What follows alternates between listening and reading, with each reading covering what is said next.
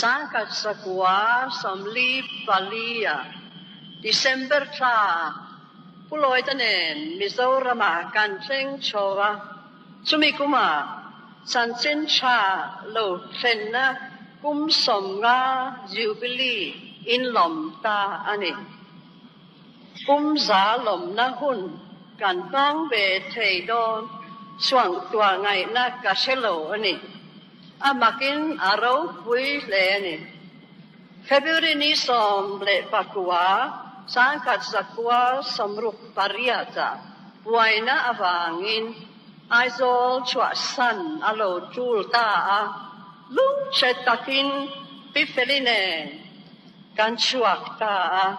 bimwani le biparichu Januarya kan maloka an chuak ta a chu milai hun chu intan hun harsadak mai hun reom takania ei tur atlema curfew om trin hun lawom ani chutian hun harsat lai chian te kal san atre om bi kanin kan ho tonin ko thanin mizo trong bible welsrama mission officer da turin min pea chu bible chuan pathian le khavu chang Leviticus bungruk chang som pani an siaka hetiang hiani mai cham chunga mei chu tinun reng anianga amit tur anilo sap chongin the fire on the altar must be kept burning. It must not be allowed to go out. Chu tu chuan karilu atihar lea Mizorama san chincha mei chu atidon lo ti min siatira chu chu adik ngei mai ti voinia hian kan lo reta a hun harsa kalpelin gospel eng lo thlen na hun chu ro pui takin kan choi moi me ko ni pathian he na lom thu omro se san chincha mei hi kum za chungin in lo vilngun lea voina hian alo al chuak ta ani karlia kan lo hodat lomanga ma ni khuwa ma ni ina kan omang chuta chuan san chincha mei hi engtak angang mo kum za na choi moi na huna phur be min kan om hloma phur takin kan om zel lo chuan mei phò cai thì thoai chin ang kha kan lo niang mei ti nung tu chu lal i swa ani ni lal i swa chuan mei kha a chi lo na a tharau thiang himin a the zel ani kan lau pa ti tan angin ke ni poin tharau lam mei hi kan tua ring tur ani a tua tur thing fa khi eng tenge ni en she samang ma ni trong trai na hun le Bible cheer hun ni tin mang sia hi apoi mak le ani tin in khom dai mak te thil pek te pu tram theng hil lovin mo dam lo lu sun lo te sinat program sang siat pui tu ni aniang thil pakhat theng hil lo tu ra oma tharau me chu thing fa khang in tua na ila pathianin atharavin min chen saklo chuan anung chuang lowang englai poin kan ti thei to tin chan chin cha mei hi ibilang u itwa ngun anu pathianin atharavin a chem nungang tin ko han chung kwa chu abula an chuanga tharau nun nat so an eanga nun na tui an in bokang mi khwal te